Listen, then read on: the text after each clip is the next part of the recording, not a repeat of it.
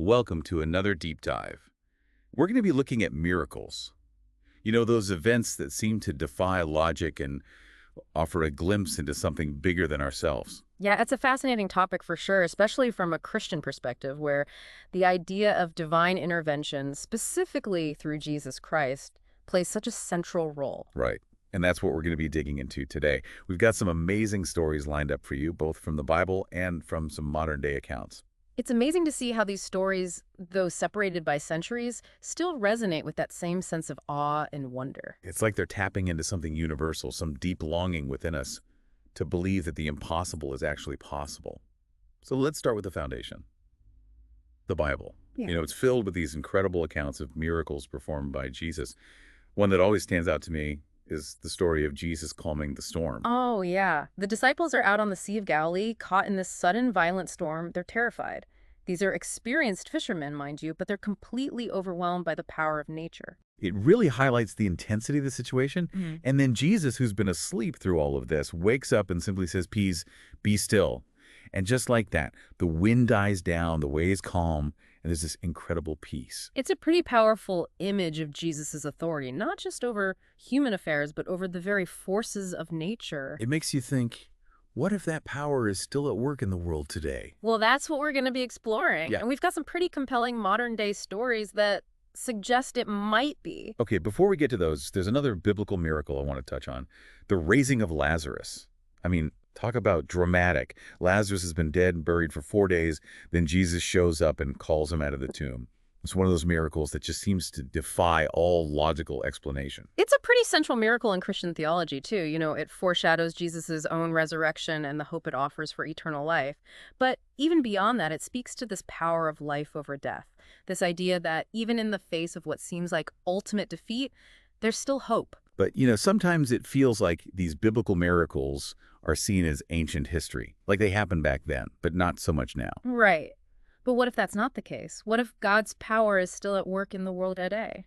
I think that's a question a lot of people are asking, Hmm. and that's what we're going to be exploring in the rest of this deep dive. We've got some incredible stories lined up, stories that suggest that maybe, just maybe, miracles are more common than we think.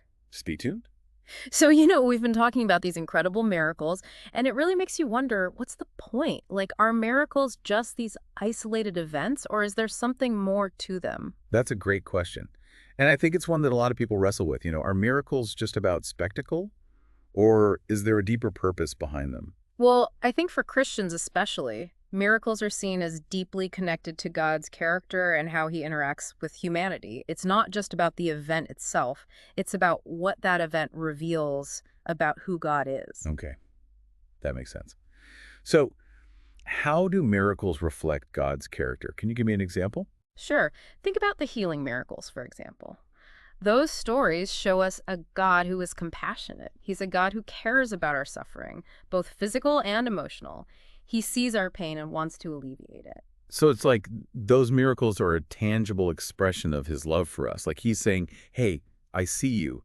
I'm here for you. I care about what you're going through. Exactly. And it's not always just about taking away the pain either. Sometimes miracles seem to have this greater purpose of drawing people closer to God, you know, like awakening faith and inspiring awe and wonder. It's like it's not just about the individual who experiences the miracle, but also about the ripple effect, Yeah. how it impacts those who witness it. Right. Exactly. Think about the story of the blind man who was healed by Jesus. His sight was restored. Of course, that's incredible in itself, but it was more than that. He was able to see the world in a whole new way, and it transformed his life. And for those who saw it happen, it challenged their assumptions about what was possible, about what God was capable of doing. It's like those miracles disrupt our ordinary way of seeing things, forcing us to confront these bigger questions about life and faith. I like how you put that. They disrupt our comfortable assumptions and invite us into this worldview where the supernatural, where miracles are a possibility. But let's be real. I mean, there are a lot of people who are skeptical, even when they're presented with what seems like pretty undeniable evidence. How do you reconcile faith and doubt when it comes to miracles? You know, I think it's important to acknowledge that doubt is a normal part of being human. Even the disciples, you know, the ones who walked with Jesus and saw these miracles firsthand, they had their moments of doubt too. So it's not about pretending those doubts don't exist. It's about, like, wrestling with them honestly. and Right. seeing where that process takes us in our faith. Exactly. Faith isn't about just blind acceptance. It's about engaging with these mysteries of life. And, sometimes wrestling with that tension between what we see and what we can't explain. Okay, so how do we navigate that tension? How do we cultivate a faith that's strong enough to hold both? Like the belief and the doubt. I think it starts with humility, with acknowledging that we don't have all the answers. It's about being open to the possibility that there might be forces at work that we don't fully comprehend. So like saying, okay, I may not understand how miracles work, but I'm open to believing that they do. That's a good way to put it, yeah, like embracing that mystery, knowing that our human minds can't always grasp those bigger things. But isn't there a risk of attributing everything to the supernatural? Like, do we lose some of our own agency, our ability to take responsibility for our own lives if we go too far down that road? That's a valid concern for sure. And it's crucial to remember that God doesn't want us to be passive. He wants us to use the gifts, and the abilities he's given us to make the world a better place. So it's not about just sitting back and waiting for a miracle to happen. It's more about recognizing that we have a role to play, but also, that we're not doing it alone. We have a God who loves us and wants to empower us to live meaningful lives. And sometimes that empowerment, it comes in the form of these miracles, those events that defy our understanding and show us the depths of his love and power. It takes us back to that question we were pondering earlier. Are we surrounded by miracles every day, but just not tuned in enough to actually see them? It's a really intriguing thought, right? What if those everyday occurrences that we just brush off as coincidence or just plain luck are actually glimpses of God's hand at work, right there in front of us? It really challenges us to look at the world differently, doesn't it? To see a possibility of the extraordinary in the ordinary. Absolutely.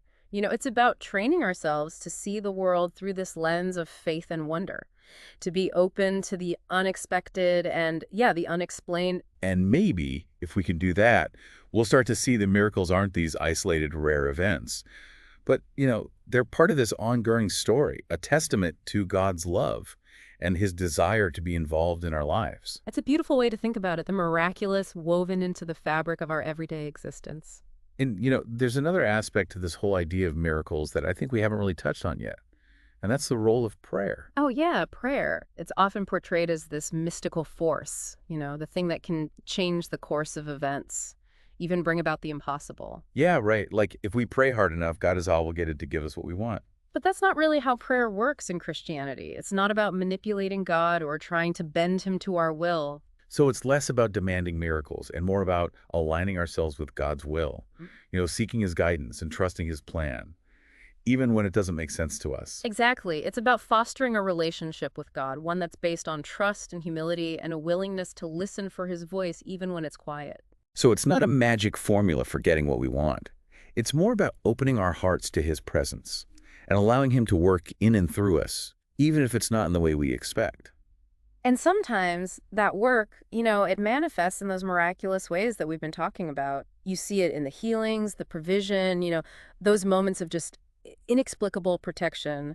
But even when we don't see those big dramatic results, prayer can still be so transformative, you know. It can change our perspective, it can deepen our faith, and it can help us find peace, even when things are tough. Absolutely. Prayer is not about controlling outcomes. It's a spiritual practice that cultivates a posture of surrender, of reliance on God and a recognition of his sovereignty. Yeah, it's not about bending God to our will, it's about aligning our will with his, trusting that he knows what's best for us, even when we don't understand. And as we develop that trust, we open ourselves up to the possibility of experiencing those miracles. Yeah. Not as a means to an end, but as an outpouring of his love and grace in our lives. I love how you phrase that, the miraculous as an overflow of God's love. And that overflow can take so many forms. Sometimes it's that big, dramatic, undeniable miracle. But other times it's a subtle shift in our circumstances, an unexpected opportunity or a deep sense of peace, even when everything around us feels chaotic. Exactly. It's not always about those big, splashy events. It's about recognizing God's presence in the everyday, those little moments that we might otherwise just completely miss. It makes you think, doesn't it? What if those everyday occurrences that we just kind of brush off as coincidence or luck are actually glimpses of God's hand at work right there in our lives? It's a thought-provoking idea, and I think it challenges us to look at the world with a different perspective. to be open to seeing the extraordinary in what might seem very ordinary. Absolutely. And I think that's a really hopeful message, especially in a world that can feel so chaotic and uncertain at times. It reminds us that even in the midst of darkness, there's light, there's beauty, there's wonder, there's God. And that God is still in the business of doing the impossible. He's still working miracles, both big and small, in the lives of those who are open to receiving them. So as we wrap up this deep dive, I want to leave our listeners with this. Embrace that posture of wonder. Seek out the extraordinary in the ordinary, and believe that God is still actively involved in our world, working in ways that might surprise us. And as you do that, you might just find yourself surrounded by miracles, each one a testament to the boundless love and power of a God who loves to surprise us with his grace. We talked about a lot of things, but one thing that keeps coming back to me is this idea of perspective. Like how we view the world around us. It really shapes our experience, don't you think? Oh, absolutely. Our perspective acts like a filter. It colors how we see everything. Exactly. And when it comes to miracles, I think our perspective is especially important. Because if we're not looking for them, if we're not expecting them, we might just miss them completely. Right. It's like we've been talking about, those little miracles, those everyday occurrences that point to something bigger. They're easy to overlook if we're not paying attention. So how do we shift our perspective then? How do we become more attuned to those subtle miracles that might be happening all around us? Well, I think it starts with gratitude, taking the time to appreciate the good things in our lives, the things we often take for granted. Like what kinds of things are you talking about? Oh, like a warm cup of coffee on a cold morning, or the sound of laughter, or a beautiful sunset, the kind of things that are easy to miss if we're rushing through our day, focused on, all the things that are going wrong. I see what you're saying. It's about taking a moment to pause and really savor those little joys. Exactly. And as we do that, as we cultivate that sense of gratitude, our hearts become more receptive to the extraordinary. We start to see the world through a different lens. It's like putting on a new pair of glasses, right? Suddenly, things that were blurry before come into focus, and we can see the beauty and the wonder that was always there. I love that analogy.